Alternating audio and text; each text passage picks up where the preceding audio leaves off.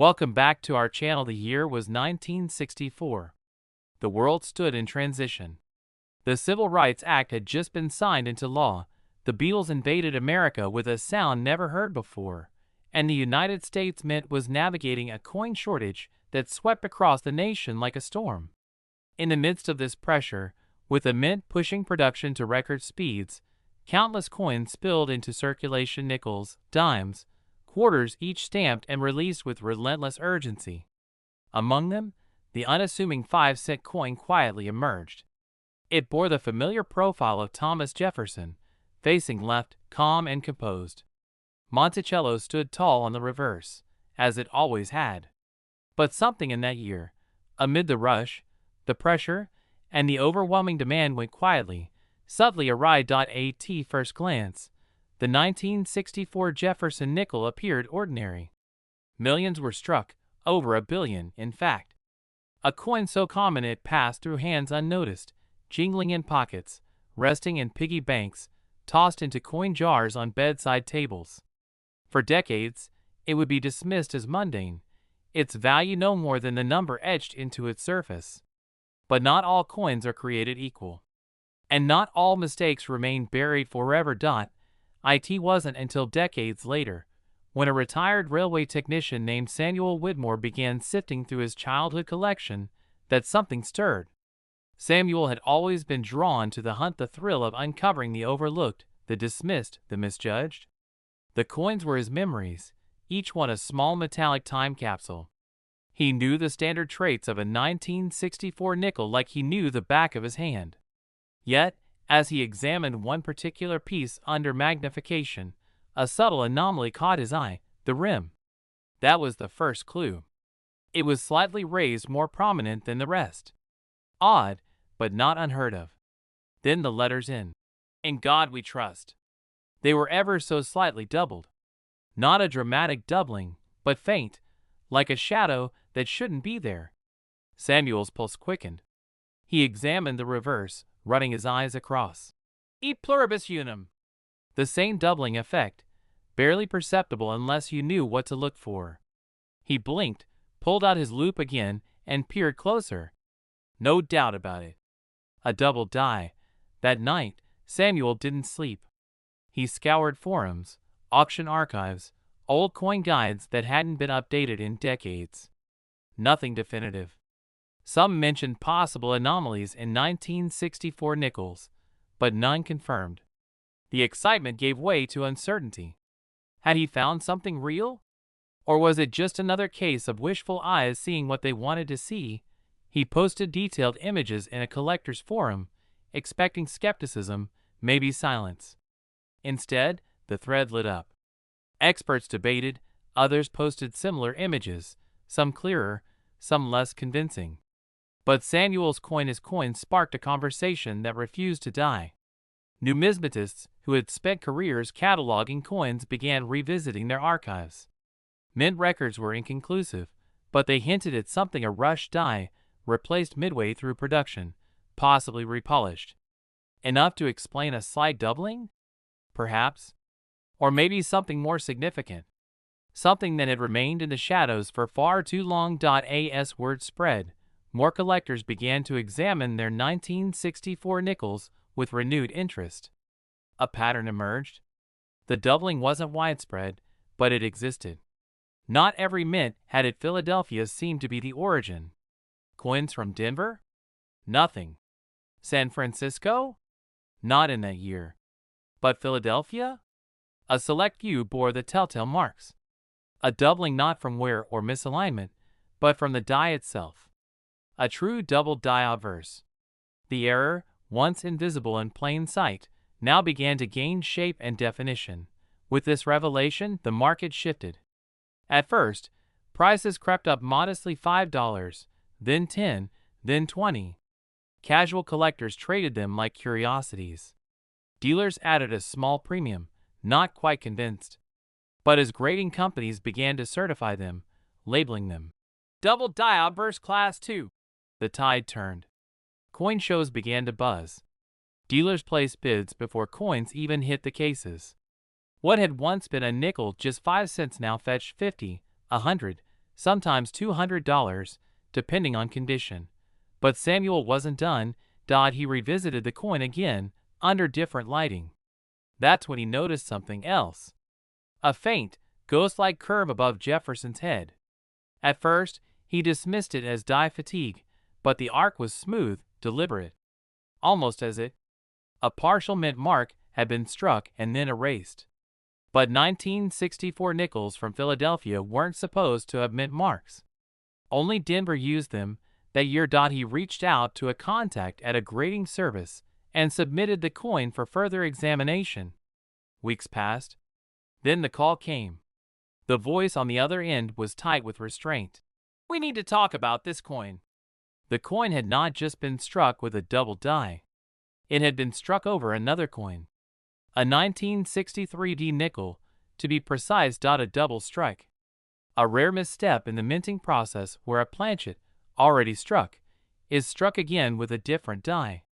These occurrences are rare, usually caught, often destroyed.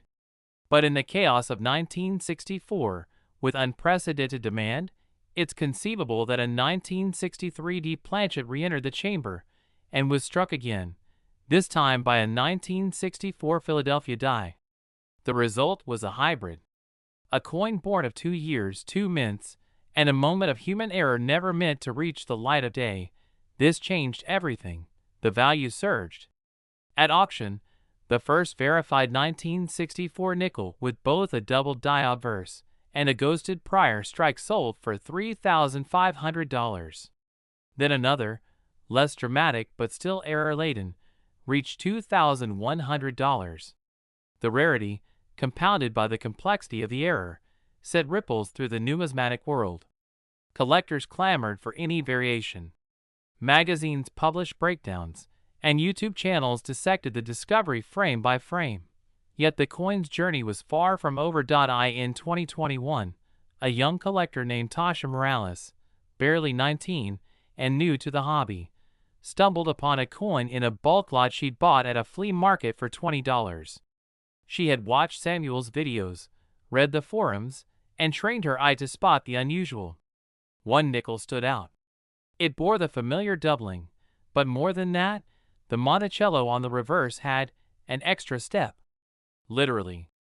A design element not found on the standard reverse. It matched early-stage dies never released to circulation, dies that had supposedly been destroyed. Experts confirmed this was a transitional die variety, likely struck during die testing before being pulled from production. Somehow, the die had made its way into regular circulation. The coin was authenticated, preserved, and placed for private sale. It sold for $18,750. The buyer was anonymous. Some speculated it was a museum. Others whispered about a private investor building a secret error coin collection. But for Tasha, the find changed her life. She started her own collector's blog. A year later, she quit her job to pursue numismatics full-time. All because of a nickel that had once passed through hands unnoticed for nearly 6 decades, and still, questions linger. How many of these errors exist? Are there more hybrid strikes out there? Transitional die examples? The Mint, for its part, remains tight-lipped, issuing no official statement. The original die logs from 1964 are incomplete. Some suspect that under pressure, damaged or retired dies were reused without formal documentation. Others believe a small batch of transitional dies were accidentally introduced into production and never recovered. Whatever the truth, the 1964 5-cent coin has taken on a new identity. No longer a background character in American currency, it has become a riddle, a relic wrapped in mystery, bearing the fingerprints of history, accident, and discovery, and then another twist. In late 2024, a collector submitted a coin for authentication, claiming it bore quadruple die characteristics. Not double, not triple, but 4 separate impressions. Skeptics rolled their eyes. But the coin? It passed every test. The doubling was not a trick of light, not post-mint damage. Each set of letters, "Liberty, in God we trust," even Monticello, showed 4 layered strikes, perfectly aligned yet distinctly separated. It was unprecedented. The coin, dubbed the Quad King, instantly became legendary. Offers exceeded $50,000 within days. Some claimed it was a fabrication, but the grading companies held firm. It was real. A true four-phase die impression. A mistake of such scale, it shouldn't have been possible. But 1964 was not a normal year.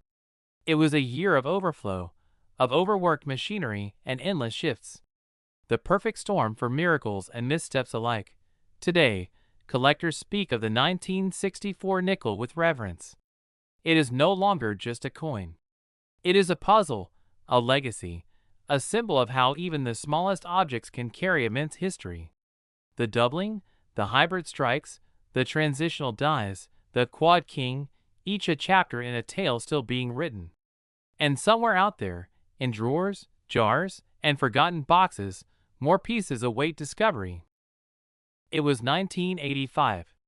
The United States Mint was churning out coins with the rhythmic precision of machines married to tradition. The 5-cent piece, what most people call the nickel, was, as usual, slipping through the presses in vast quantities. Nothing seemed particularly out of the ordinary that year. Ronald Reagan was in office. The Cold War tensions were thawing slightly, and nobody was paying close attention to the coins jingling in their pockets. The Jefferson nickel, which had been the design standard since 1938, was as unremarkable as ever. Its familiar features passed from hand to hand without much notice. No fanfare. No alarms. Yet buried in the flood of 1985 nickels was a secret. It would not be recognized immediately. The minting facilities in Philadelphia and Denver kept their pace, pressing hundreds of millions of these small silver-toned coins with practiced speed. And as the dies wore, they were replaced in accordance with routine protocol. Nothing unusual seemed to have happened. At least, not on the surface. Decades passed before the truth began to surface, and it came not with trumpets or press releases, but in the quiet solitude of a collector's study. It was a late afternoon in 2006, and the air in Richard Alton's small Michigan apartment was dense with that comforting silence only numismatists know, the sound of thought, of metal under magnification, of possibilities. Richard had been cataloging coins from a recent estate auction. There was nothing especially rare in the collection: a few wheat pennies, a handful of silver dimes, and a modest stack of 1980s nickels. He almost skipped over them. Almost. One particular 1985 nickel caught his eye, not because of brilliance or luster, but because of something it lacked. Under his glass, Richard leaned in, frowning. The D mint mark indicating a coin struck in Denver was missing. He flipped the coin over, examined it, turned it in the light. His heart rate quickened. No P either. For that year, the absence of a mint mark wasn't supposed to be possible. Mint marks had been reinstated in 1968 after a short hiatus and had remained standard ever since. Every nickel, every coin, was marked by its mint of origin. Yet here was this piece, whispering a contradiction. Could it be a post-mint alteration? Some kind of damage? Richard hesitated, then reached for another tool, checking alignment, weight, thickness. Everything else about the coin was perfectly normal, except for that tiny, missing detail. He posted his findings online, cautiously, without bravado. The responses came slowly at first, trickling in like hesitant confessions. One collector replied, "I think I have one of those too." Another shared photos. A third mentioned finding one back in the 90s, but brushing it off as a fluke. As the network of collectors started cross-referencing, it became clear this wasn't an isolated anomaly. There were more out there. Not many, but enough to confirm the unthinkable. For some reason, during a brief window in 1985, a die used for striking nickels in Philadelphia or possibly even Denver had lacked a mint mark. Whether due to accidental omission during die preparation or an unrecorded die replacement, the result was the same. A small number of nickels were minted without a single trace of their origin. The numismatic community stirred. Initially, few took it seriously. After all, The 1982 small date copper penny had only recently begun to turn heads. But over time, whispers grew into conversations, and conversations turned into recognition. Grading services started taking note. PCGS assigned classifications. NGC followed. A silent storm was brewing. By 2010, the market began responding. One of the coins surfaced in an online auction, mislisted as mint damage. A sharp-eyed buyer snapped it up for just under $50. Within 2 months, that same coin resold, properly labeled, for $280. Word spread faster. Soon, collectors were scouring their boxes, their rolls, their jars on dusty garage shelves. The 1985 nickel had become something of a ghost, a coin you knew might exist, but which you could search for endlessly and never find. And then came the real surprise. In late 2013, a collector from Oregon named Sylvia Duran brought a coin to a local appraisal show. She had inherited it from her father, a Vietnam veteran, who had kept it tucked in an envelope marked simply, "Check later." The envelope was yellowed, brittle. Inside, the nickel. No mint mark. Smooth strike. Slightly rotated reverse just a few degrees off. But enough. The appraiser blinked. Then blinked again. "Do you know what you have here?" he asked. Sylvia didn't. The coin's rotation was the first clue. It suggested a misaligned die at the time of striking, something which could correlate with the error minting of that year. But there was more. Under further inspection, the coin revealed faint doubling around the word Liberty. Not the typical mechanical doubling caused by die bounce, but the cleaner, more deliberate look of a double die. It was faint, but it was there. A potential doubled die obverse with no mint mark from 1985? That changed everything. Collectors reeled.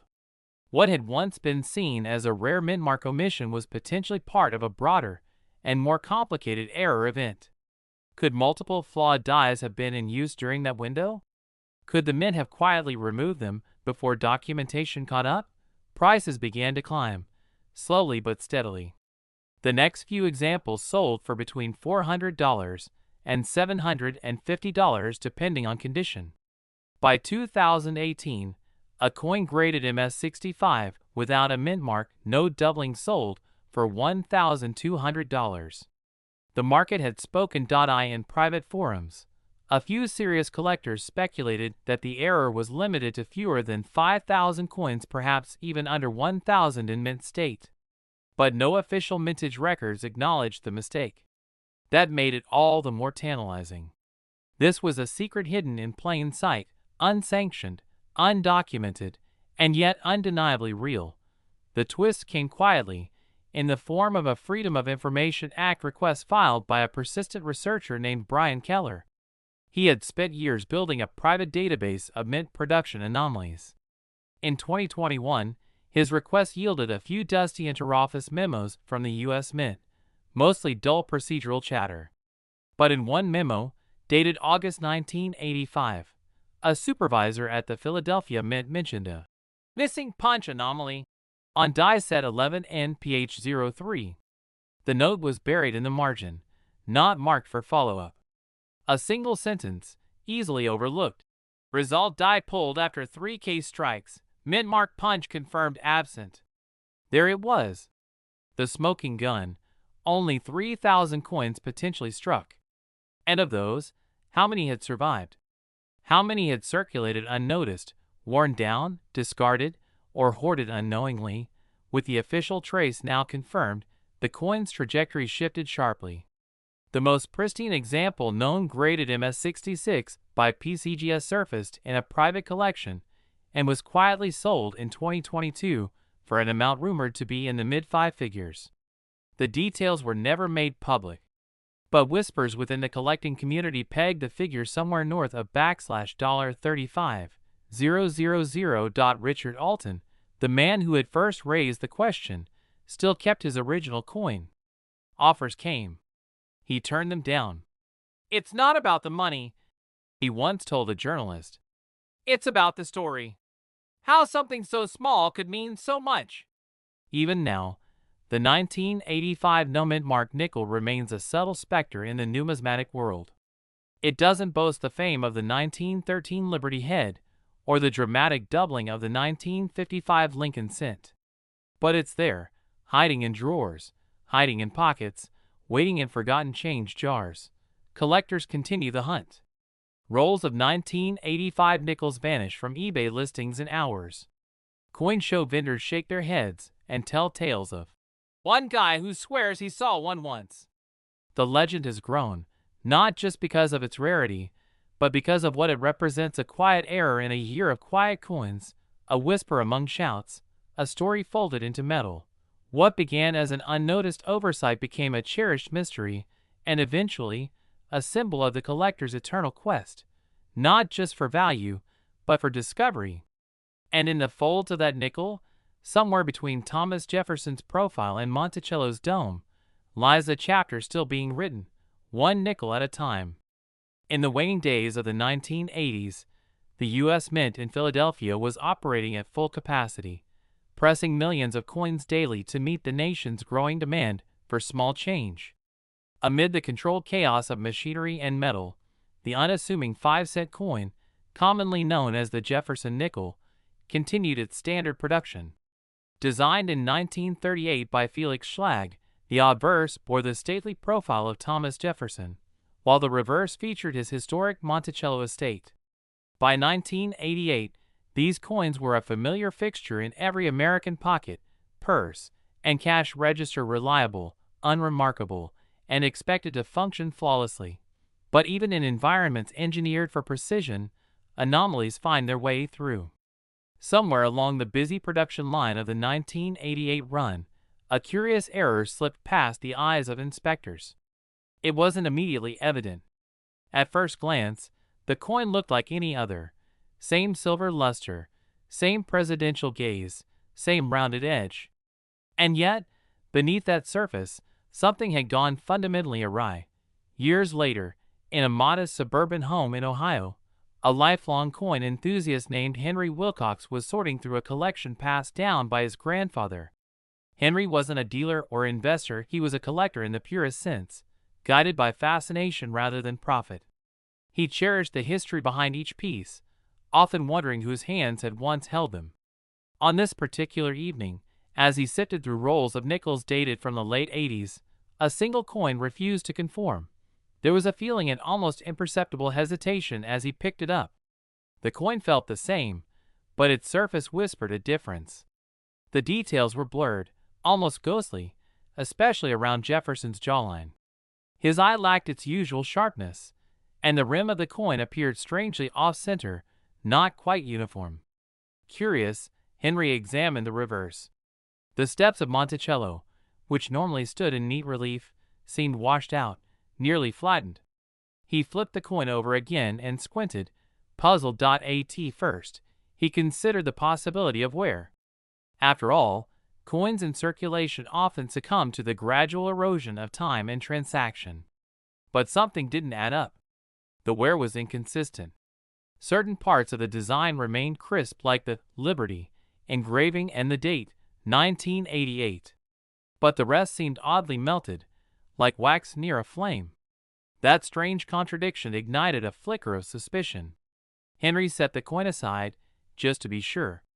He didn't know what he had yet, but he knew it deserved a second look. A week later, he visited a small coin show in Columbus, carrying the coin in a cloth pouch tucked into his jacket.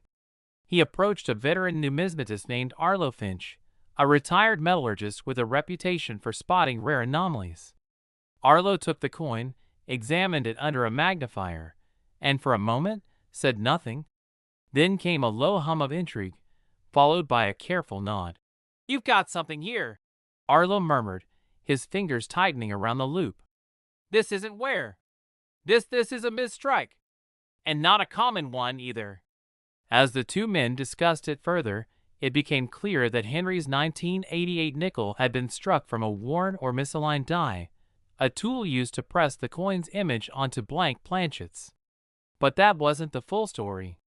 There were signs of a possible double strike, a scenario in which the coin had been struck twice, ever so slightly off-center during each impact. That, combined with the weakening die, resulted in a unique, haunting distortion that no standard circulation coin should possess. It wasn't flashy or garish. The error revealed itself through subtle discrepancies. The arc of Jefferson's profile, a faint crescent shadow beneath the date, a doubling in the lettering that only the most attentive eye could notice. To the untrained eye, it was just another old nickel. But to those in the know, it was a whisper of the mint's hidden imperfections, a fluke of history preserved in metal. At first, Henry didn't intend to sell it. He held on to the coin like a secret. But word got out. Collectors talk, and soon murmurs of a mysterious 1988 5-cent error began to circulate through online forums and private auctions. A quiet bidding war erupted behind the scenes, with collectors eager to claim what many now referred to as the Shadow Jefferson. The first offer Henry received was modest, around $50. But within months, that number doubled, then tripled. The coin passed through hands briefly in 2003, fetching over $800 at a regional auction. From there, it vanished for nearly a decade, presumed locked away in a vault or buried deep in a private collection. Then, like a long-lost artifact, it resurfaced in 2012, this time commanding over $2,000 in a discreet transaction between elite collectors. Each sale amplified its mythos. It wasn't just the error, it was the rarity of the error in such pristine condition. Most die deterioration coins are dismissed or lost in circulation. But this one had survived, untainted, preserved by chance. The market's appetite for error coins had shifted by then. Collectors once obsessed with flawless mint-state specimens now yearned for the rare, the odd, the unrepeatable. Coins that told a story beyond their face value. And the 1988 Jefferson nickel, with its ghosted features and spectral rim, told a tale more compelling than most. But what truly sealed its legend wasn't revealed until 2019. During a numismatic symposium in Denver, a collector named Marla Dorsey presented a paper titled Striking Evidence: A Reevaluation of Late 80s Nickel Dies. Her team had been analyzing coins from the 1987 to 1989 runs, comparing anomalies in strike pressure and die degradation. Using advanced imaging techniques, they discovered a chilling possibility. The die used to mint the Shadow Jefferson nickel might not have been a standard nickel die at all. Buried within the blurred outlines of Jefferson's hairline was a faint trace, a curve, a taper that shouldn't have existed. It wasn't part of the original Schlag design. Cross-referencing with overlay software, Marla's team concluded that the die used may have been improperly paired with a blank intended for a different denomination. Some speculated it could have been a dime planchet that was mistakenly fed into the nickel press, a rare, but not unheard of error. But the measurements didn't align perfectly. The weight was correct for a nickel, the metal composition matched, but the shape ever so slightly was inconsistent. The coin was minutely thinner than standard issue. That's when Marla dropped the final bombshell. She proposed that the die used may have been an experimental hybrid, part of a test batch that was never meant to go public. A transitional artifact, accidentally released. This revelation upended everything. The coin wasn't just an error. It was a relic of an undocumented test phase, a window into the secret workings of the mint during a period of technological transition. Suddenly, its value wasn't just in the mistake, it was in its mystery. A coin no one could fully explain. A silent testament to a moment when machines faltered and humans didn't notice. Or perhaps, chose not to. Prices soared overnight. Appraisals leapt from 5 digits to whispered 6-figure offers. Major auction houses began inquiries. But by then, the coin had disappeared once more, rumored to be in the possession of a reclusive collector in the Pacific Northwest who refused all offers, declining even to authenticate it publicly. The mystery deepened. In its absence, replicas emerged, some crude, others dangerously convincing. The mint issued statements disclaiming knowledge of any transitional dies in 1988, but their silence on key details only fueled speculation. Was it a rogue test run? A technician's mistake? Or something more deliberate? a scrapped initiative quietly buried in the vaults of mid-history? To this day, only one confirmed specimen of the Shadow Jefferson has been seen and documented with any certainty. But whispers suggest there may be others hidden in forgotten coin jars, lost in circulation, mistaken for common change. What began as an overlooked anomaly in a roll of nickels became a modern numismatic legend. A coin born of accident, elevated by curiosity, and transformed by mystery. Its true worth? That remains elusive. But somewhere in the convergence of error, chance, and secrecy, the 1988 five-set piece found its place, not just in collections, but in coin folklore. And for collectors like Henry Wilcox, that single moment of quiet discovery was all it ever needed to be.